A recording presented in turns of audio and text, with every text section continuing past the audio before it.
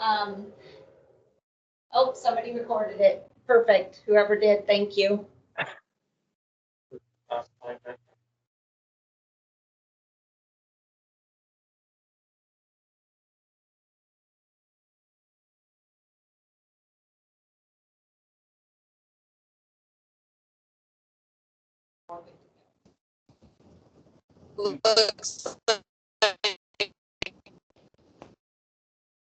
Sarah.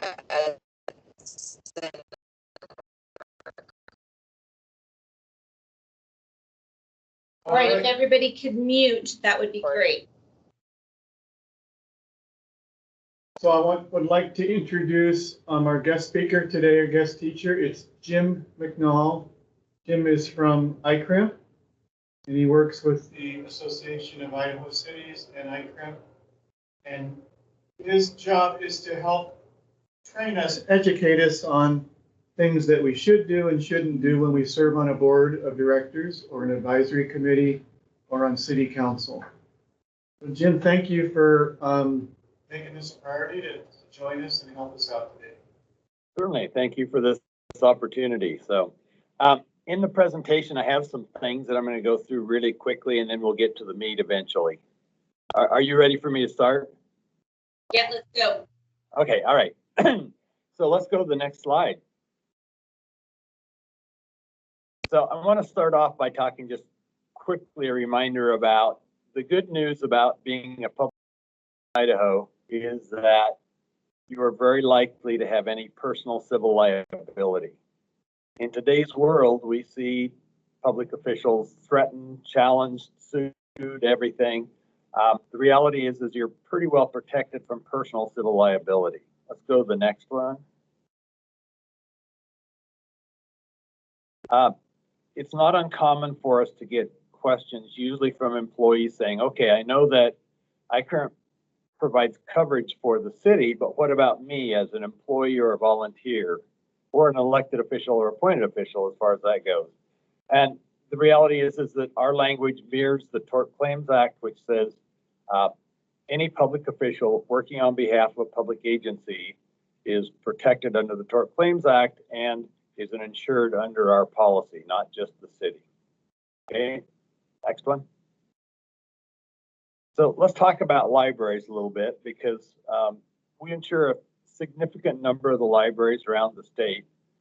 We insure almost all the schools that have libraries. We insure most of the cities that have libraries. We have a number of library districts. We insure the 3 community colleges. So we get the opportunity to see some claims from libraries. Libraries tend to be property heavy because of the collections they have that are very expensive. We see property claims sometimes from fire, more likely from water damage. For some reason, if there's a leak in the roof, it's always over a stack of expensive books. We haven't figured out why, but that's the case. An example would be, about 4 years ago when we had what referred to as the Snowmageddon, we had several libraries that the roof didn't collapse, but it created leaks from the stress and oftentimes had damage from that. Driving, bookmobiles are pretty expensive to repair. There aren't that many of them, but they're big targets, and so we get to deal with that. And then employment, that's one of our biggest claims areas, not specifically the library, but just in general. So our guidance on that is follow your policy, ask for help. By help, we're talking about legal help. Call ICRMP before you seriously discipline or terminate any employee. And that's actually part of your policy now, so that's really important. And then slips, trips, and falls. Libraries have a unique user group, if you will, and so it's not uncommon to see citizens who are not overly agile that end up slipping, tripping, falling within the library or outside. And then cyber, that's a growing concern. So I don't want to dwell on any of these. It's just that's the type of claims that we see from libraries. Next slide.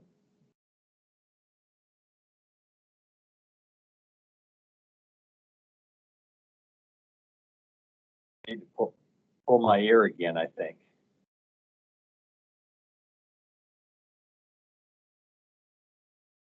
Let's go to the next slide. There we go.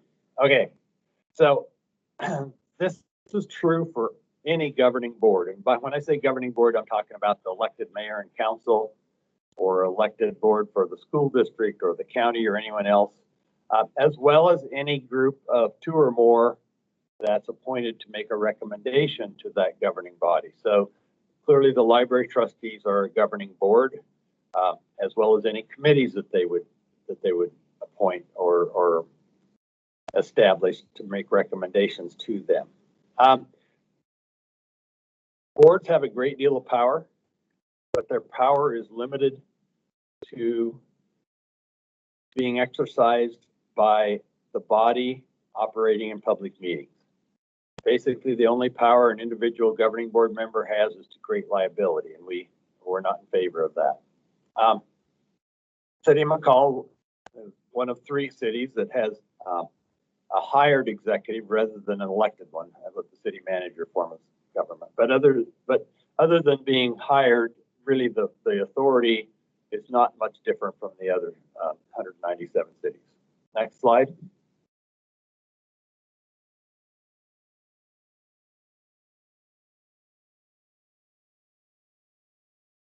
So when it comes to public libraries, city libraries, the mayor and council have specific statutory roles to appoint the trustees, and the trustees are appointed to 5-year terms, to appoint a council liaison. Libraries are the only place I know of in statute that there's a specific call for a liaison from the council. Generally, we're not terribly in favor of that, but in the case of a library, because the statute says so, you should do that. The library is part of the city budget, so the mayor and council approve the budget. The city treasurer is in charge of the funds for the library, and there's an exception allowed in statute that cities by ordinance may kind of cut the libraries loose to have them maintain their own funds, to have their own personnel policy, to do their own payroll, to do that sort of thing. I'm only aware of 2 libraries that do that, so that's fairly rare. The library staff are city employees and subject to the city personnel policy, again, unless you've adopted by ordinance otherwise. Most libraries aren't done that way. So let's talk about the role of the trustees. And these are right out of the statute, so I'm not going to spend a lot of time. To establish bylaws for their own governance, or I would add, to not establish bylaws for their own governance. It's a personal problem I have with bylaws, because what I see is often bylaws don't get updated when the statute changes, and therefore they're in conflict with the statutory requirements. But that's an option, is to pick bylaws. To establish policies, rules for the operation of the library. That's kind of the basic role of the library board. Go to the next one, which is kind of gets to the issue of what we're here for today, I think. So next slide.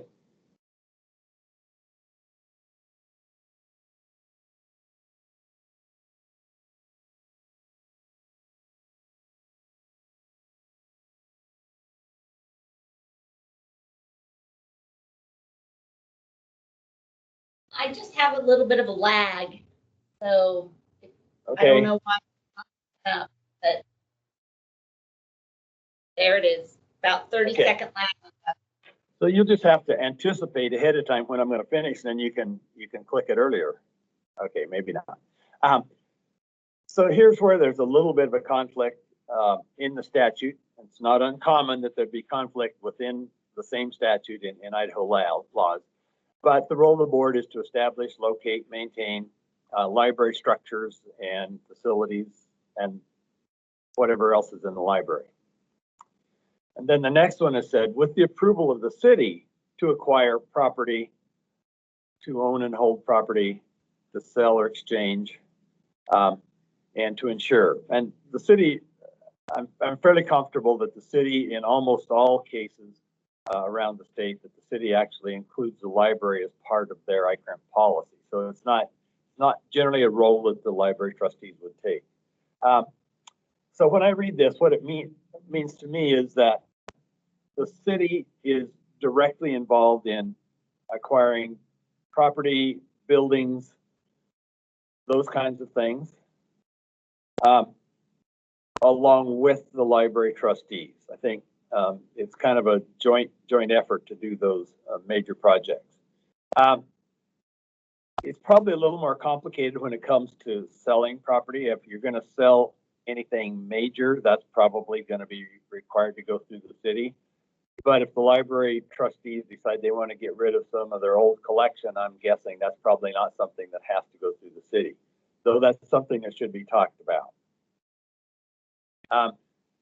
So especially with funding, it's going to have to be approved by the city because the library cannot spend any funds that hasn't been approved as part of the budget. So that was a good anticipation, Bessie Jo. That was good. So to prepare and adopt the budget for review and approval or not approval. So the library trustees recommend a library budget to the city council, but ultimately the city council is in charge of that. The library board controls expenditures within the budget amount. So not unlike other departments in the city, except that the library board has greater role in terms of before bills are paid, they need to be approved by the library trustees. To accept or decline gifts, that's usually not a big deal. I don't see a lot of gifts declined unless they have some strings that are unacceptable. And we've seen that around the state where people wanted to give some gifts to public agencies, but the strings were such that you couldn't do that. And then a primary job of the role, or primary role of the board, is to hire, supervise, and evaluate the library director. That's probably the most important thing, and if that's done well, then the rest kind of falls into place. And then to establish policies for the use of the library and purchase and those sorts of things. Okay, next slide. The library director is kind of the day-to-day manager. Well, not kind of, is the day-to-day manager. One of the interesting things to do if you ever get bored is to read the differences between public libraries or city libraries and library districts. The role of the director is different. The library director basically recommends hiring, and the board has a role in hiring. My experiences around the state, that's usually not carried out exactly the way the statute envisions it. And I'm guessing in your case that pretty much the library director does the day-to-day hiring, managing, and the board may just approve hires sort of after the fact. That's probably the best way to do that.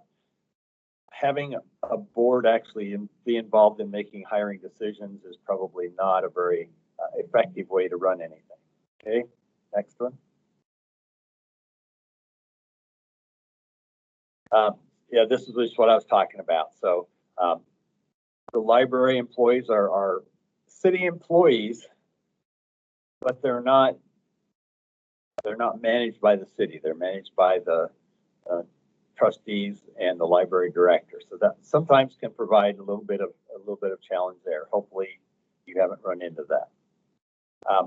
And again, the city's personnel policies apply even though there's different managers, okay?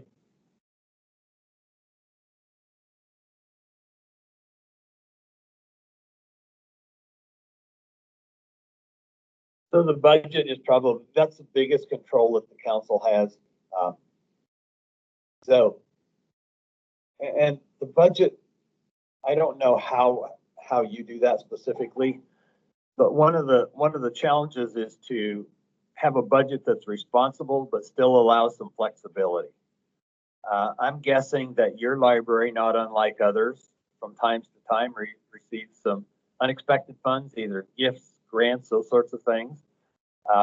And even if you get the money in the bank, you can't spend it unless it's part of the budget. So working out that flexibility to do those sorts of things is really critical. The city treasurer is custodian of the library funds, but they're a specialized fund, should not to be used for anything other than library purposes. So if you get a large gift, even if it's not part of the budget, you maybe can't spend it this year, but it's kept in the fund for use in future times when it can be budgeted. And it's important to recognize that the trustees have a role, just like the city council does for expenditures of the city, to approve all expenditures. My suggestion, and I don't know just quite how you do that, but more and more I'm running into reasons why that governing board review of expenditure should include everything, including things that are automatically going to be paid, like payroll. So here's the test. At the end of the year, the amount that was approved by the governing board should exactly equal the total expenditures. If it doesn't, something's wrong. So even if it's paid before the board meets, like payroll is going to be done when it's appropriate time. I'm guessing you, like most, do every 2 weeks. But at the next meeting, those amounts should be there to be approved by the trustees, even if it's after the fact. Also, in talking about that, my recommendation is that governing boards, whether that be cities, counties, libraries, across the board, have a specific resolution or motion authorizing certain bills to be prepaid before they're approved by the board. Things like your phone bill, your power bill. You know, you don't want to accrue a late fee just because you had to cancel a meeting due to lack of a quorum. Those things should be paid when they need to be, but still approved as part of the expenditures when the board meets. So the total amount of budget that's approved by the city is a strict limit. The board may have separate checking account or other ways to do, petty expenses. That's something you should work out with the city treasurer, and also make sure that your outside auditor is comfortable with however that's set up. Needs to be audited along with other things. Okay.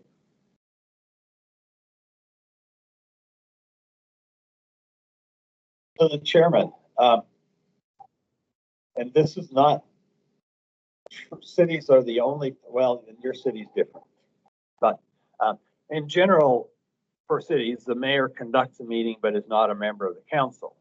In your case, the mayor conducts a meeting but is a member of the council. So this would pretty much apply. So, but for the trustees, the chairman conducts a meeting, but still is a voting, participating member, can discuss, probably should vote.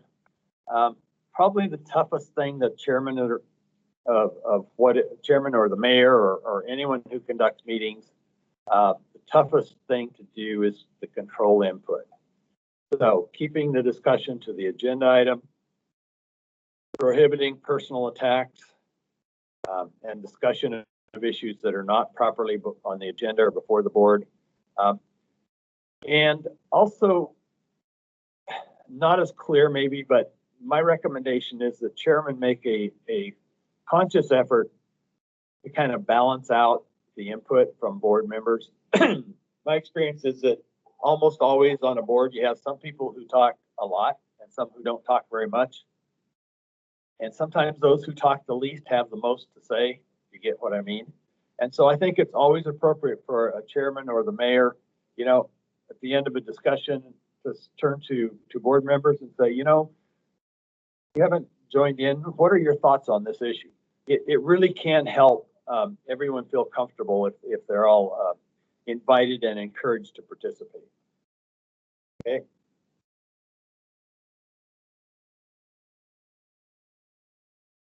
So governing board decisions. I was on we had a Q&A with the new county elected officials across the state today. And so we talked about this. This is kind of the only forum into the open meeting law. Didn't plan to talk much about that at all. I think you're probably have plenty of guidance on that. So what is a valid governing board decision? Decision is something that's made at a posted meeting with a quorum present. It was on the agenda, and on the agenda identified as an action item. There was a motion made and an affirmative vote. In some cases, that affirmative vote must be a roll call vote, but for the library trustees, that's going to be very, very rare. Probably the only time you're required to have a roll call vote is when you have executive session or when any member requests it. For the city council, there are other times.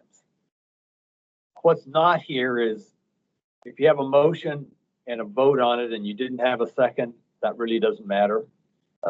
We make seconds to motion just because we've always done it that way. But as long as you have a motion and an affirmative vote, that's all that's required. And then the last thing, it must be in the minutes. Any of these didn't happen, it's not a valid decision. So polling the board, gathering signatures, those are not appropriate ways to make a decision. That isn't to say that there can't be times when polling the board, library director, if you have an issue come up and you need to have a board meeting outside of the normal time, it's appropriate to call the board members and say, we need a special meeting. Are you available at this time? That type of polling the board is always okay, but it's not okay to poll the board to make a governing board decision. As we have practiced in the last few months a lot, it is okay to have a remote meeting, and it may be just a 5-minute meeting to make one decision. That can be done remotely, but it's not okay to poll the board or to have board members email or text in their vote. It always has to be done in a way that citizens can see that vote here. Don't have to allow them to participate, but they need to be able to see it. Okay, next.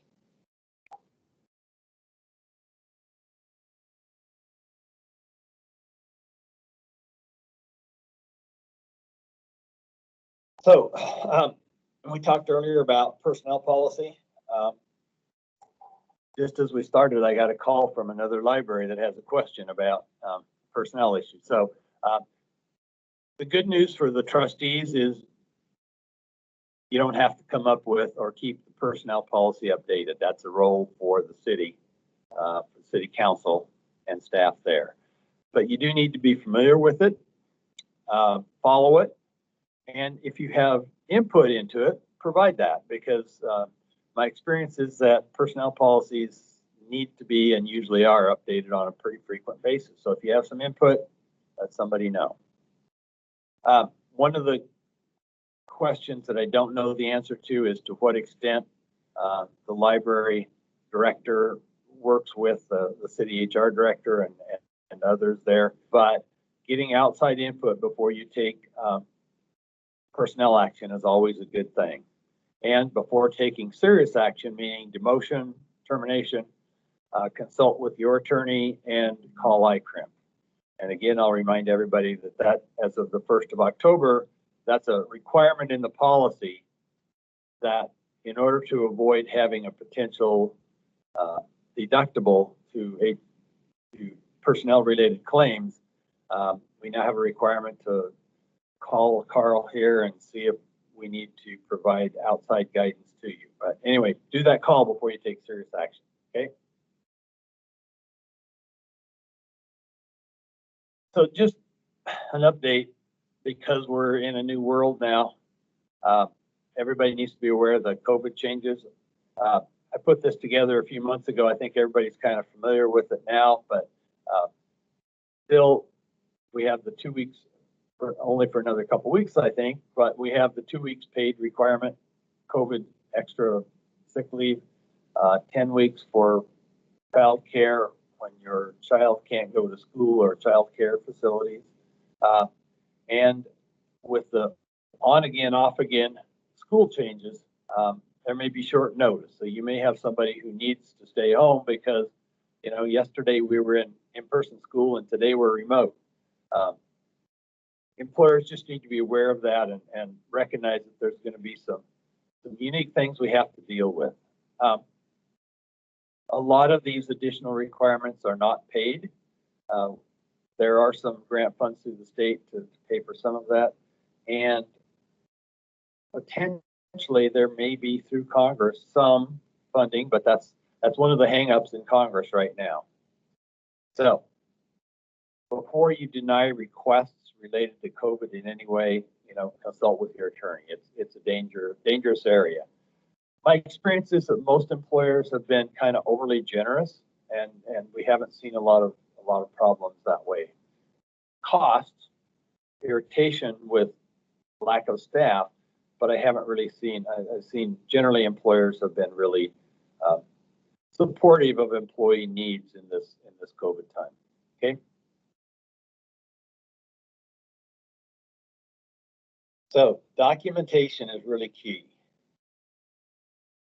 I'm not going to spend a lot of time on this, but it's important the supervisors recognize that when you're documenting employee performance or behavior or lack thereof, you don't just write down what they said or what they did. You need to document what did you do to correct their behavior. So document your interaction with your employees, not just what they did that's irritating. Okay.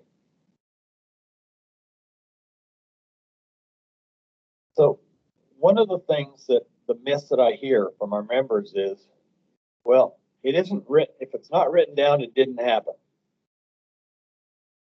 That's probably not true when it comes to employee issues.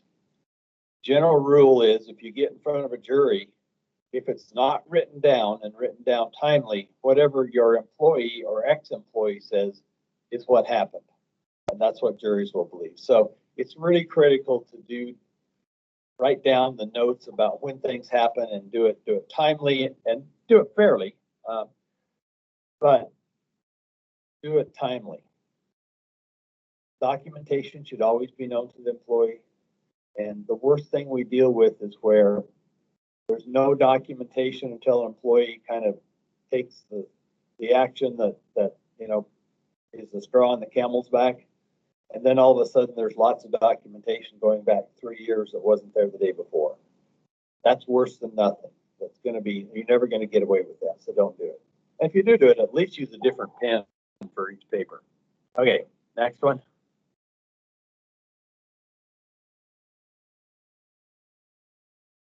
So when it comes to employees, we always need to be talking about what specifically happened. Avoid words like bad attitude, insubordinate, you're just not a team player. Because I can tell you that regardless of how bad your employees are, you may have some employees that aren't the best, they all think they have a good attitude and are a team player. So in documenting what they did or didn't do, use specific actions. So instead of saying you have a bad attitude, you need to say, yesterday when you dealt with this patron, you used these words, that's inappropriate. What you need to do is use these words. Be very specific about what they did wrong and about what you want them to do. That gets us a long, actually, I should start to say that gets us a long ways in court. Usually when we do those sorts of things, we don't get into court, and that's our goal, okay?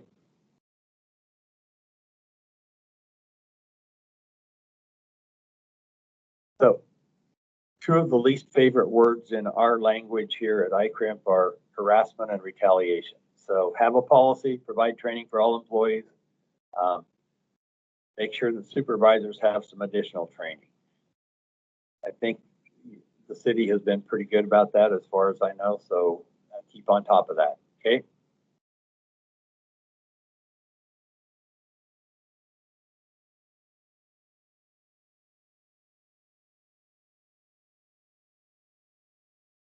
So this is true for everything, but especially for harassment. Supervisors always set an example. We hope it's a good example. The reason we strongly encourage supervisors to have some extra training about harassment, discrimination, is they need to be aware of what constitutes a complaint. A complaint of harassment or discrimination is almost never, I'm being harassed by this person because they say this. It's usually, You know, some of my coworkers' jokes are just a little over the top. When you hear that kind of thing from employees, supervisors need to pick up on that, follow up on it, find out what's going on.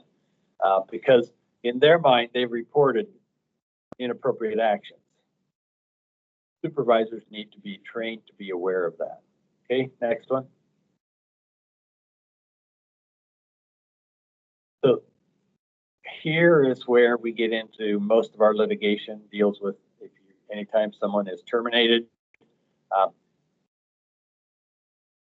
Always ask for assistance, involve your agency attorney, and our offer of assistance is more than an offer now. If you don't accept our assistance, if you don't call when you're going to terminate somebody and you later get sued, under our new policy, there will be there could be a deductible. So we want you to call, get our help.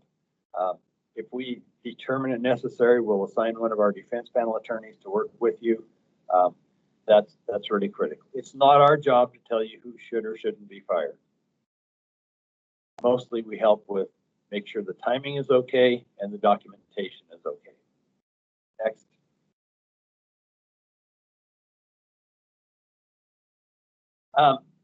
Let's get the meetings. We can skip through this one and go to the next.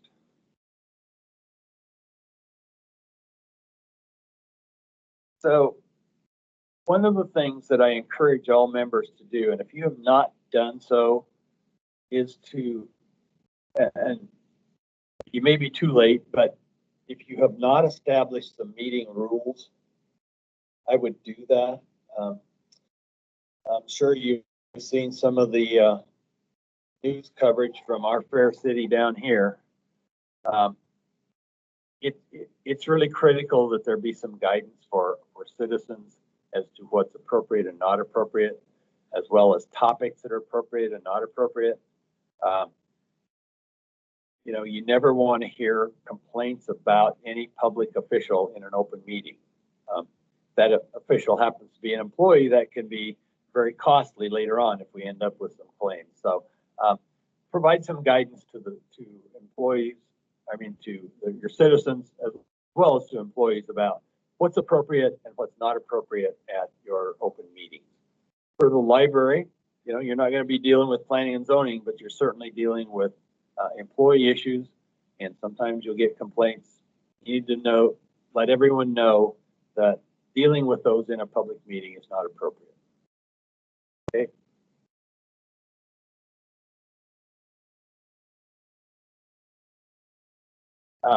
We don't need to talk about this because we're doing it.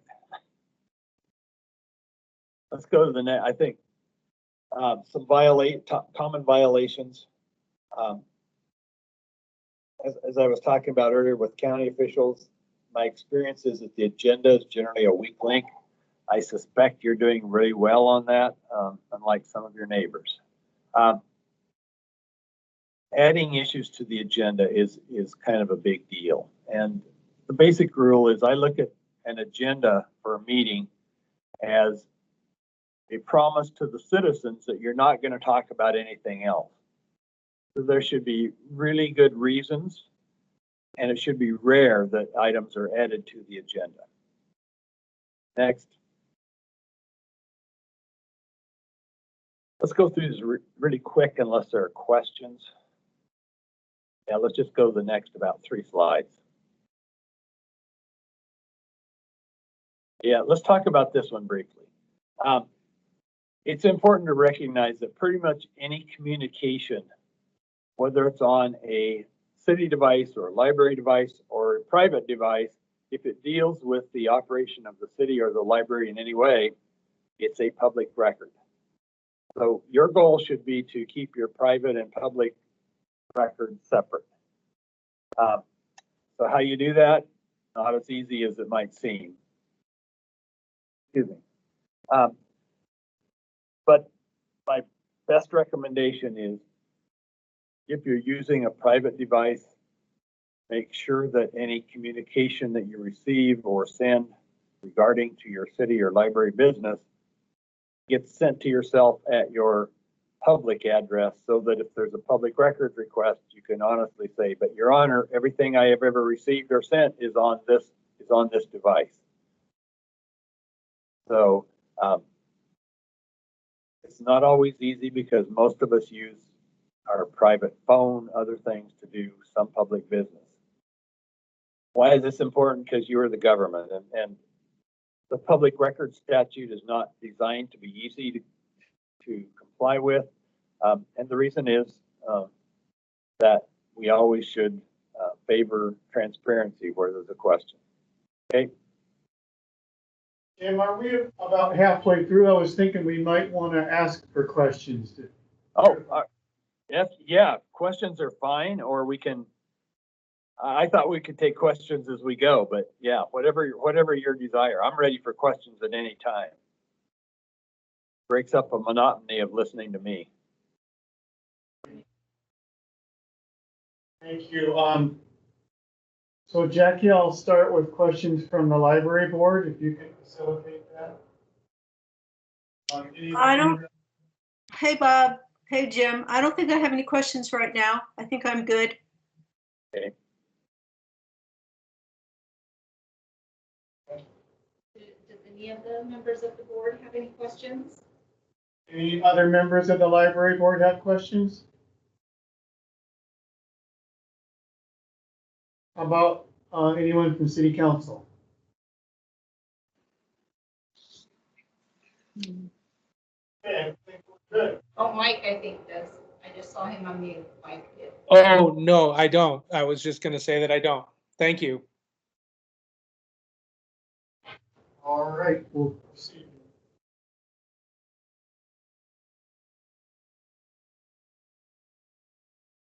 So this was designed to be interactive, but since it's that's a little challenging the way we're dealing with this, I'll just kind of go through them. So often I find that the public and often even public officials are confused about the difference between what is a public record and what is available to the public. Basic rule is the definition of a public record is very, very broad, but there now are about 20 pages of fine print of records that need not be available to the public or need not be provided to the public, or in some cases shall not be available to the public. So I just came up with a list of some different types of records, and the question for each of these is, are they a public record? Are they available to the public? So recordings of the board meetings, the council meetings, are they a public record? Yes. Available to the public? Yes. Books in the library collection, are they a public record? Probably not under the definition, because they don't deal with the operation of the city or the library. Now, are they available to the public? The answer is yes, because that's their purpose. Names and home addresses of employees and elected officials. Public record? Yes. Available to the public? No, not without written authorization. In fact, this is one of the few areas where the statute says shall not be released. Wages and salaries of all of us, public employees, elected officials, the answer is yes. The gross salary, not the net. Information in personnel files, public record. Employees often say, well, no, that's not a public record. Yes, it is. It's used to conduct city business. But is it available to the public? Not under a public record request. Information in personnel files can be given out to the public only with the written authorization of the employee. You might say, well, why would anyone do that? Generally, they do that when they're applying for a new job, because many job applications now include release to former employers to release your public records. Records of calls, texts, tweets on your personal phone. The answer is yes. If they're about city business, those are a public record. Sometimes those are difficult to capture. And if we just delete them, sometimes we may be deleting a public record not in compliance with our records retention policy. So it's important to have some discussions and training about that issue. Okay, next.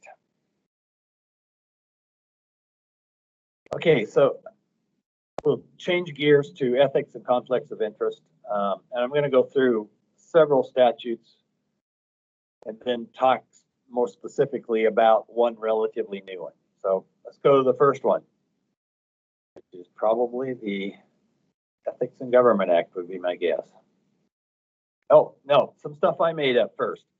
So when we say conflict of interest and ethics, oftentimes what we're thinking about is compliance with the statutory requirements that are in the Idaho Code.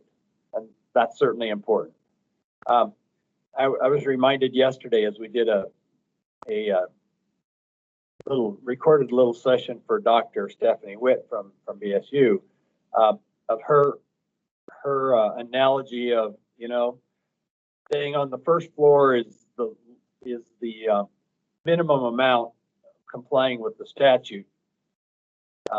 We may want to be a couple floors above that. So just complying with the statute is not enough. So these are some of the ethical breaches, some violation of law, some not, that are ones that we see here at ICRMP. So harassment, releasing public records when you don't have authority, or conversely, not releasing public records that should be released. Both are unethical. Open meeting violations. It's a violation of statute, but it's also unethical. Failing to follow the bidding public work statutes. Inappropriate relationships with employees, inmates, coworkers.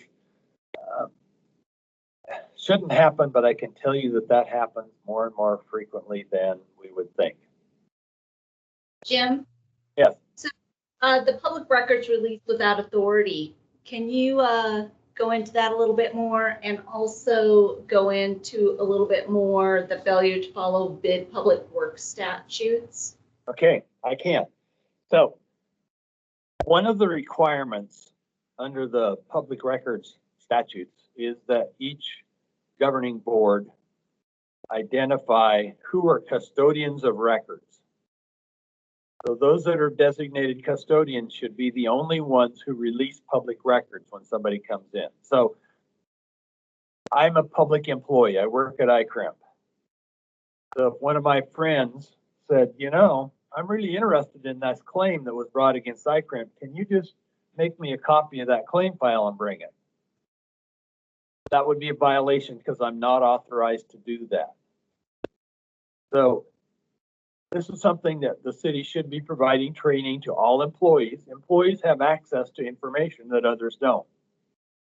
Even if it's public information, it should not be being released unless it's the proper person.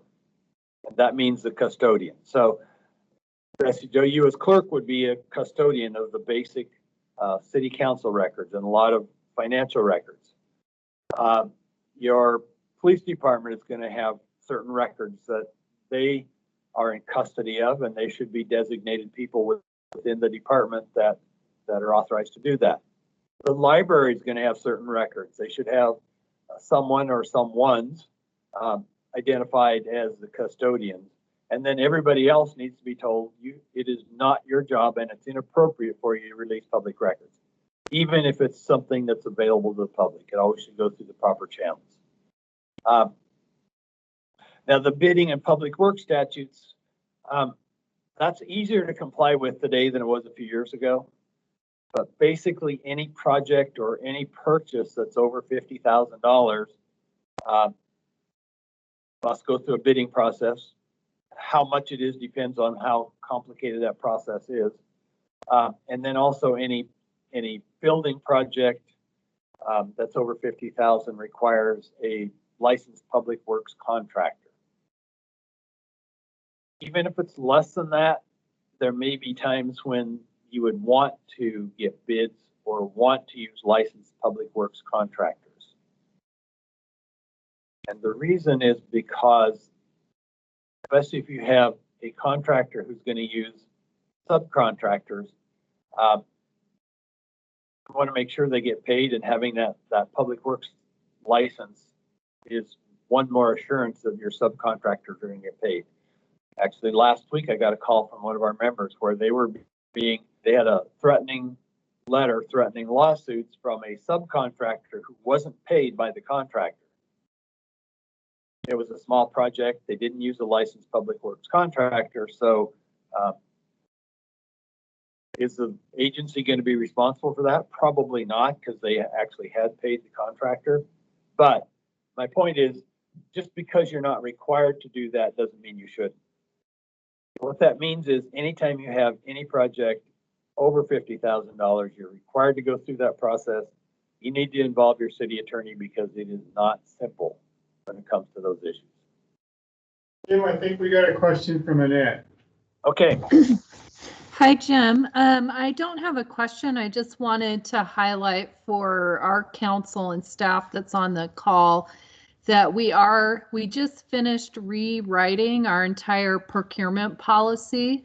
And that's coming forward to the council in January for their adoption. And it goes into a lot of detail about procurement and bidding and when things have to be done and in what way and all of that. So we are going to go over that in a lot of detail in January with our council. And once they adopt that, I'm assuming because that's a policy of the city, that would apply to the library board as well. Is that right? Oh, shoot. Are you asking me? Well, you It probably earlier. would, or at least there should be similar. I would think you would want to adopt a similar policy. The other Okay. part of that, and I assume that it's in there, is way much lower than the $50,000 limit. The city should adopt policies saying any purchases above a certain amount, which are authorized to department heads or others that may be doing purchasing, needs approval from someone else, either from the city manager or at a higher level, maybe from the city council. Because not only do you need to make sure that, number one, it's something we want to purchase or something we want to build, but also, do we have money in the budget and do we have money in the bank to pay for it? So yeah, having that procurement policy is very, very critical. My suggestion would be that be, in terms of the amounts, be forwarded to the library trustees, and ideally they would adopt the same thing. Along with, they clearly need to adopt a policy that specifies who's allowed to purchase and what limits, may be lower than some that the city would have.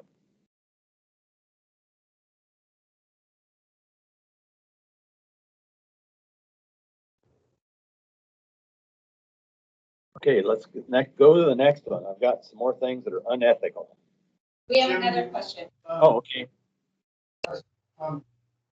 Library Board of Trustee member. His name is David. Yes, sir. What's possible to do before the bid process? Is it legal to ask for donations, or if we know the contractor or subcontractor would be bidding on the project before they actually submit the bid?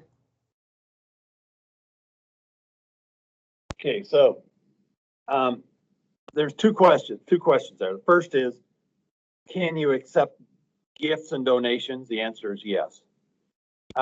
Dealing with a contractor before you do a bid. So, and sometimes there's a tendency to want to work with the contractor to help develop the specs. That's a really good idea. Only if that contractor is not going to be in contention for the ultimate bid. Because you've got a conflict of interest if you are engaged with a contractor before you go to bid, and that contractor has helped with the specifications. So I'd be very careful about that. If you're going to do something like that, there's some other provisions where you can do a design build type thing. So there's some times when you would work with a contractor or an architecture firm or both ahead of time, but those are very complicated. You're going to be working very closely with your attorney before you ever get to doing one of those type projects. Okay.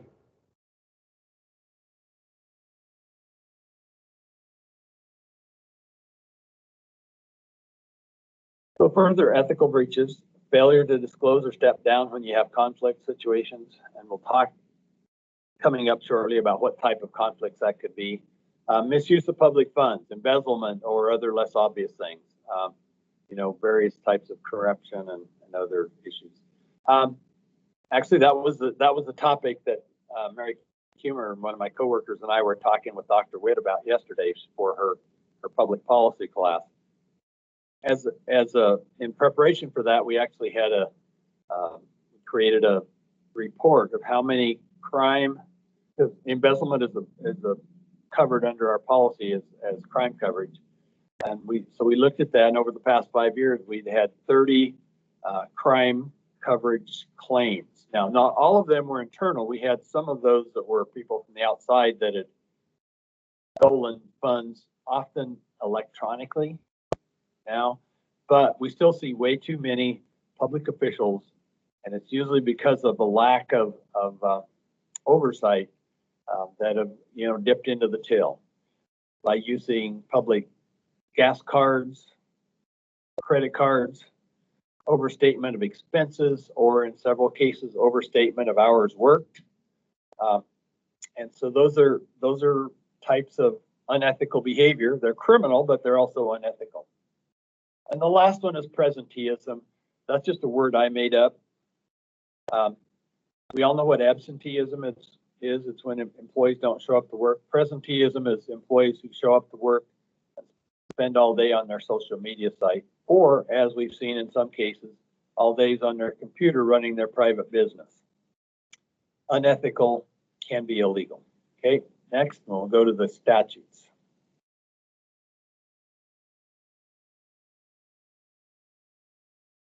So if you type in ethics in a word search in the Idaho statutes, it'll probably take you to the Idaho Ethics in Government Act. It's a fairly broad statute. It deals with all public officials, again, elected, appointed, hired, and volunteers. And a conflict of interest is anything that affects your private financial situation. It says benefit, but it could be detriment or benefit differently than others. So if the public official is going to be affected, or a member of their household, or a business with which they or a member of their household is involved, that is a conflict of interest. And it requires one of two things dependent upon how close that relationship is. In many cases, it just requires a disclosure. Like a good example of the disclosure is if I'm a legislator and I'm a farmer and the legislature is considering a bill that will affect farmers, I am required to state on the record, Mr. Speaker, I'm a farmer, this bill will affect me, and I just want to disclose that I have that private as well as public relationship. But then go ahead, once you disclose that, then they can go ahead and participate. At the local level, where we have a much smaller number of decision makers, if it's going to affect you directly financially or a member of your household, then you probably need to step down and disclose that conflict on the record and then not participate. Which you choose should be a discussion that you have with the city attorney. So again, the Ethics in Government Act is primarily about disclosure, but does require recusal in certain circumstances. Next one.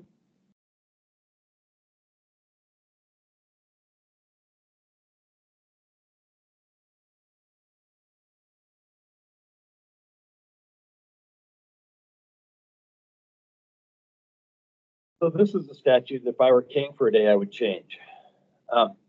This one is not for all public officials. This one is specific for officers. So basically the elected or appointed officers. And it says that no officer may be involved in any contract made by them or by any body or board of which they're members. So it's a really broad prohibition. And a contract is not necessarily a piece of paper. It is anything of value in exchange for something else of value. So if I'm a city council member and I own a grocery store, city is prohibited from buying from my store under this statute. Complicate it further, in the in another statute in Title 18, we'll talk about in just a minute, there are some exceptions to this, but it's not in the statute. So where that would fall, no one knows. Most of the times for the last 16, 18 years, on odd numbered years, I've had the opportunity to travel around the state with the Idaho Association or Association of Idaho Cities.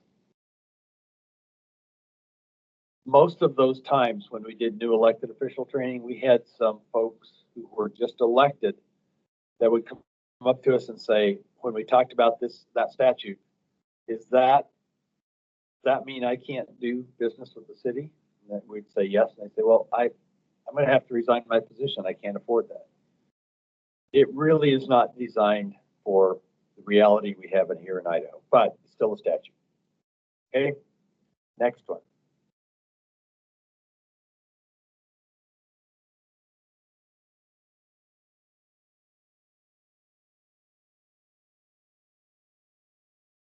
So this is a new chapter 6 that was just added.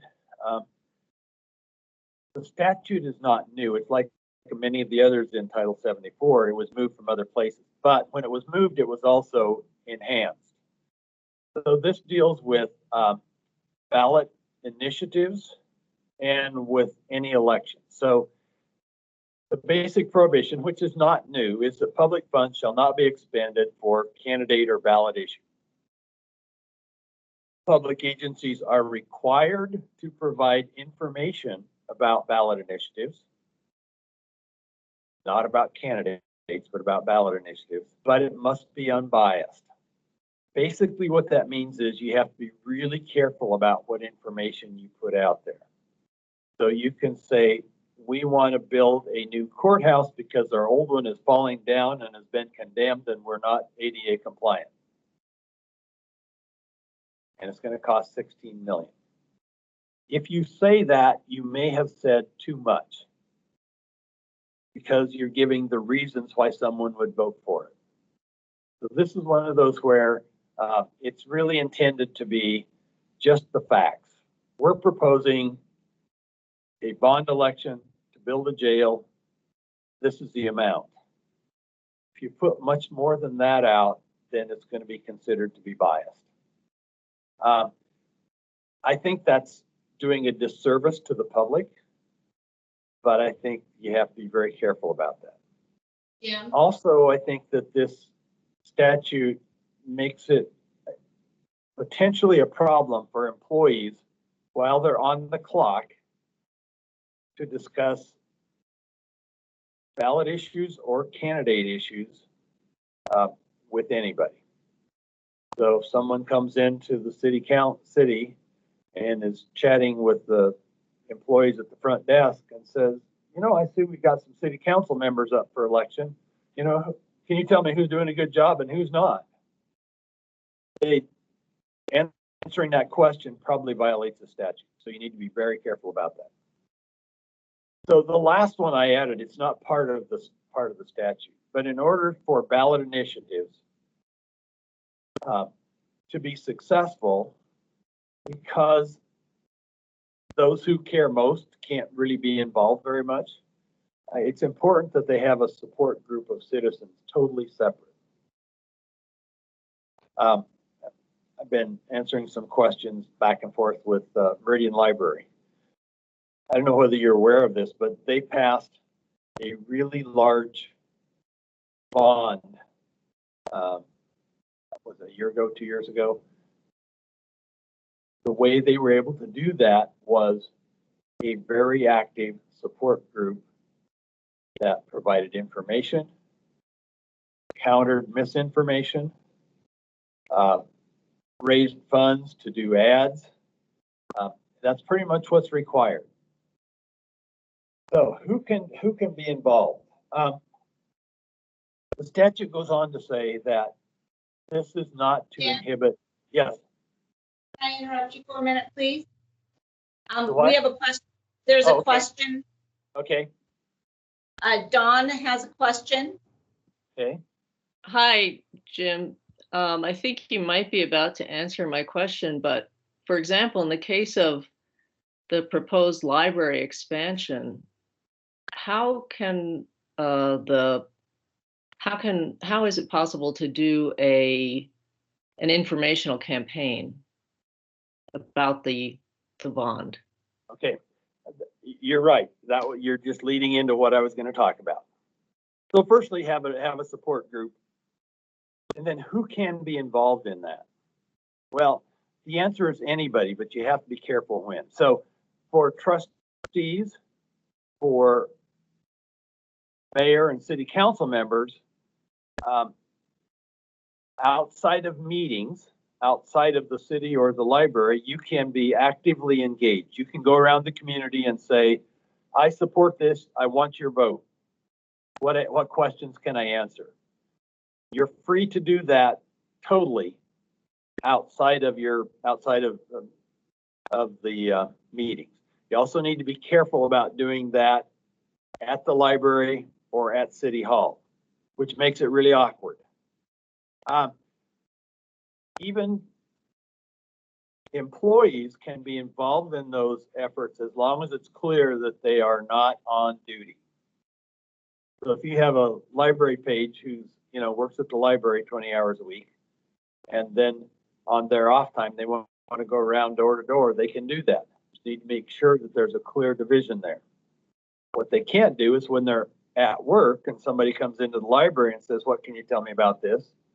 They need to be able to say, I'm on duty. I can't really talk to you about that. I can refer you to some informational brochures, which can be made available, but you can't use staff time or library or city equipment, facilities, anything for that. It is now, can you? Yes, but the challenge you're going to get is in almost always you have a group that's not so pleased with your efforts. You don't want to give them an opening that's valid to be critical of violating the statute. I'd like to weigh in at some point. I'm not sure how to do that, Jim. So Weigh in. Okay, hi, everybody. I just have some other information that I'd like to share. And I think at this point, this looks like this is very timely for us, and we're really, this is our big item here for today for the library board. First off, that I think there's two parts, and the part that about what city council members can do, what employees can do, and what board members can do when they're acting as individuals. I think that it's pretty clear with First Amendment rights that we can be advocates for the bond. I don't think there's any question about that. I do want to let you, and I'm going to come up with my second part of this in 1 minute here. I do want to let you know that I did have a nice conversation yesterday with our city attorney, Bill Nichols, on this subject because it was an issue for us last time with the bond. So he has the statute. We can all read it if anybody's interested. That really lays out what the legislature has passed as a law in Idaho. So, and that was very clear from Bill, and it's exactly what you're saying. Completely agree that that's what you're telling us. As individuals, our First Amendment rights, when we're not acting as a board member or as a city council member, we can go knock on doors, we can make phone calls, we can write letters to the editor. That's all within our rights. So the second half, though, that what I'm hearing from you is just a little bit different than what I'm hearing from our city attorney, and maybe we need to do some more research on that. That Bill said that he's a little more, that the city can do a campaign and deliver information on the bond. And I'm reading your screen here, it says information must only be informational and not biased. So providing a city website, which we did, which Erin did a great job last year, providing the city website with what the library would look like if we pass the bond, what we won't have if we don't pass the bond, all those things that we did. It sounds like a little bit more than you're suggesting. So I'm wondering if we need to clarify that perhaps. Well, the correct answer is whatever your city attorney says.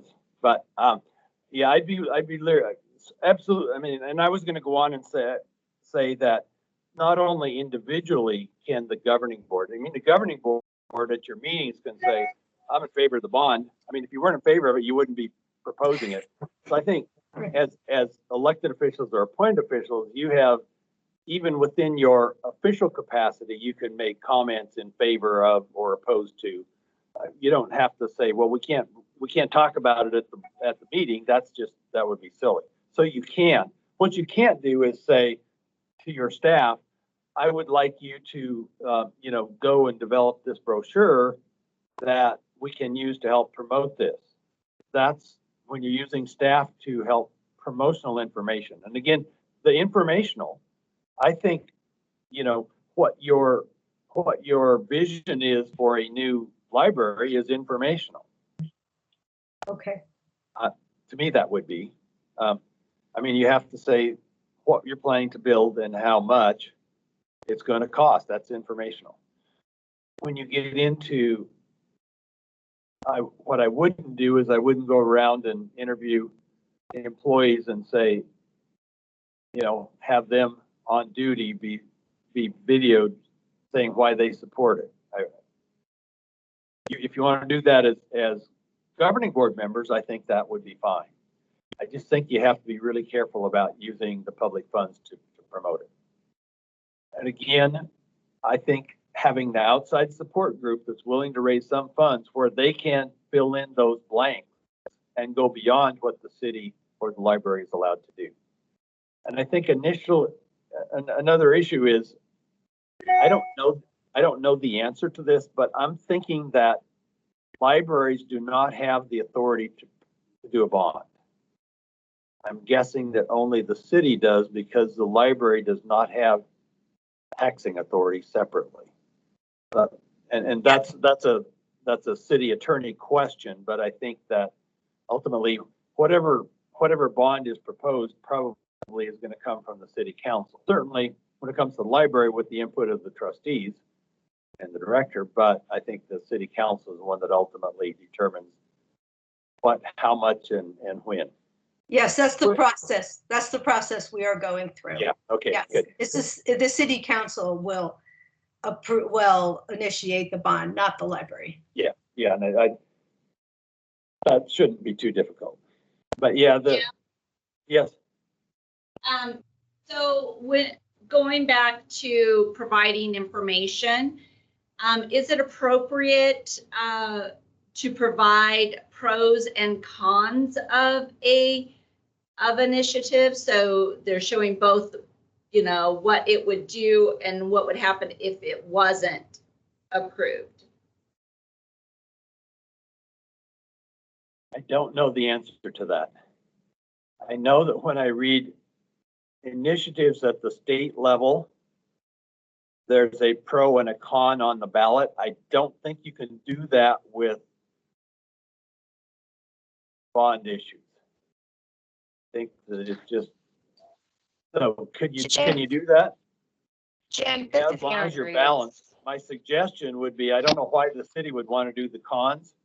That's why I would encourage you to have a support group come up with the pros, and somebody else will come up with the cons. You don't need to. I mean, the con is fairly simple.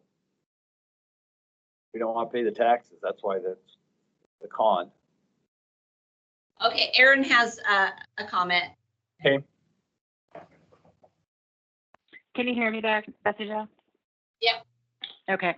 Yeah, so after my reviews with Bill Nichols through a couple of elections and our last bond initiative, what he clarified for us is when we mention cons, we're not talking about necessarily like don't vote it for it because your taxes will increase. It's more of a what happens if you vote yes and what happens if you vote no.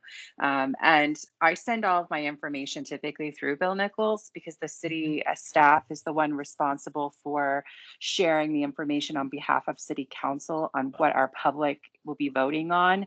And so in the effort of transparency, we try to give our public both sides of the coin so they can make an educated decision.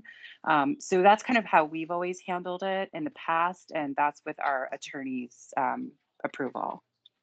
Yeah, I was taking the cons in the negative, the wrong way, I guess. Yeah, what will happen if you do and don't, I think that's informational. And again, my recommendation always is have it reviewed by your city attorney, and it sounds like you're doing that. That leads me back to the other part of, I still think it's important to have a group that can go beyond what the city or the library can do in terms of here's why you should vote for this. They can talk about all the other benefits that come from enhanced public facilities and enhanced libraries, the impact it has in the community and other things like that that the city cannot do. So I think that's really critical. Don't worry. Okay. Well, we have one. Don't worry. All right, It's good. all good. Can I actually ask one more question? Is there an ethical piece to leaving out information at all when communicating on either behalf as a board member or as an employee? Now, when you're communicating as an individual, you mean? No, as an employee. Well, I suppose, yeah, either way, honestly. So, no, as an individual, it's not unlike what we see at the national scene. We expect people on the ballot to be not always totally honest. That's why there's an exception in the statute to libel and slander. Okay, that was kind of inappropriate, but no, if I'm going out as an individual around the community and I only share half truth, I can do that. It may not be ethical, but it's not unlawful. Just not during a meeting. Just not during a meeting or on behalf of the city. During a meeting, if you're the governing board, I think it's the staff that has to be really careful. I think we've seen some really spirited debates over with some boards about building funding, and so yeah, we've had major discussions with maybe less than half truths involved. I don't encourage that, but it's not unlawful to do that. And pretty much anything goes at a public meeting from the governing board members.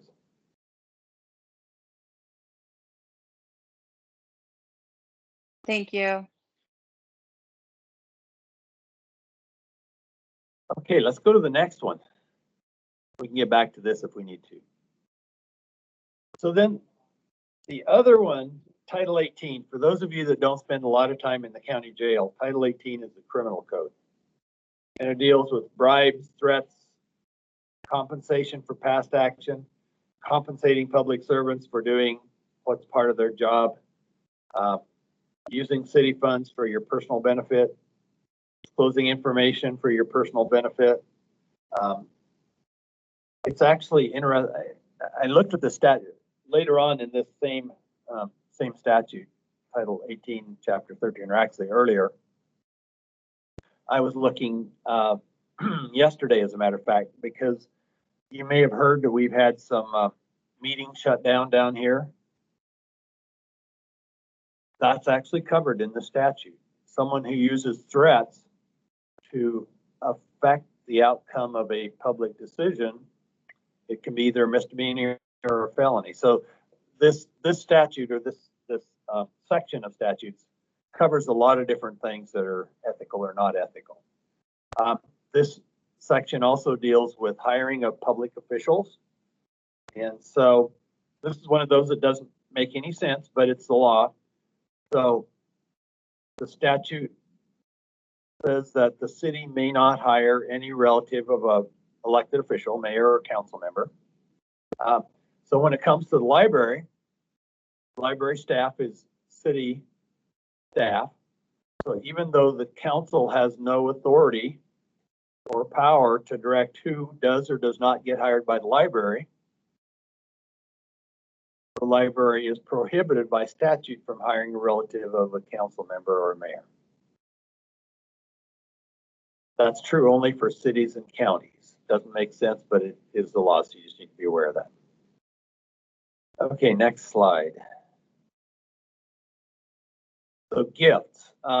It's a crime for someone to offer bribes, and there's an exception in that if their their gift is less than $50 or less, and no risk of undermining your official impartiality, then gifts are okay. I noticed today, when I went into the break room, we had some treats, some goodies from one of our attorneys that works with us. Well, probably not over $50, and if it is, it's there shared for staff, so that's probably not a problem. On the other hand, if you have a citizen or a business in the community that comes up to you as a governing board member or any of your staff and says, I really appreciate what you're doing here.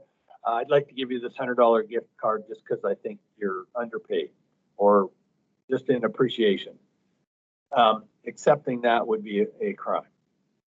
Now, gifts to the library, not to individual persons, but to the library of any size are okay.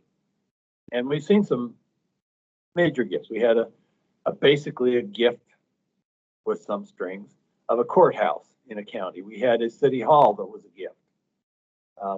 So large gifts are okay to the library. My guess is that in your community, you would get some donations to a facility and to other things that would go into the facility, maybe some artwork for decoration. So you could get some fairly significant donations. To you, it's a crime. To the library or to the city, it's fine. Okay, next one. I think we're about to get to the end. I talked about this. Relatives can't hire them. And the reasons I say cities are special is because the general rule is no person can be involved. But in the case of a city, even though the city council is not involved in hiring, you still can't hire their relative within the second degree.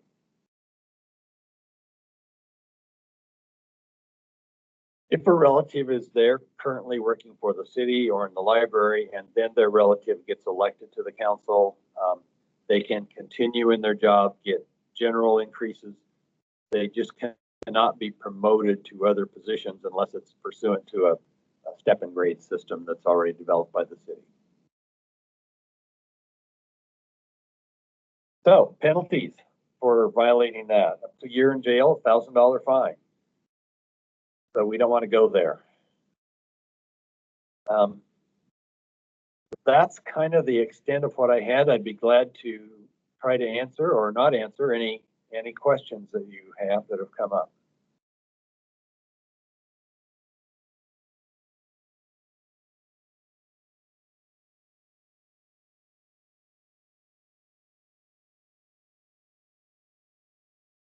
This is Bob. Council, do you have any questions for Jim about any of the material that's been presented today?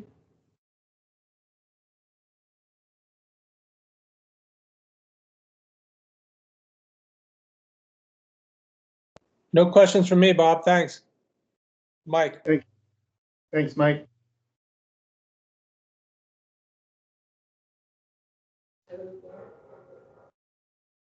Jackie, would you like to canvass the library board to see if they have any questions before we unwind? Sure. I know that Dawn is on with us, and Dave and Meg's here. I don't have any other questions. Anybody else on the library board have a question for Jim? Oh. Thank you, Jim, for your time. All right, well, thank you for putting up with me this long. I look forward to the opportunity when we can do this face to face again.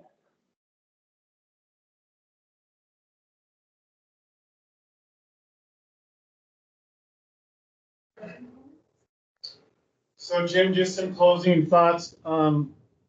I've been through this a couple of times and I always get a lot out of it.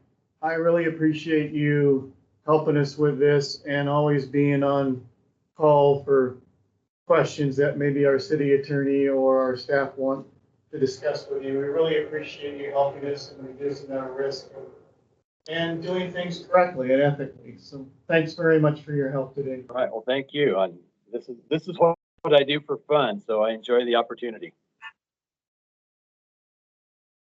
All right, with that, we are adjourned. Thanks, Jim. Thank All right, thank you.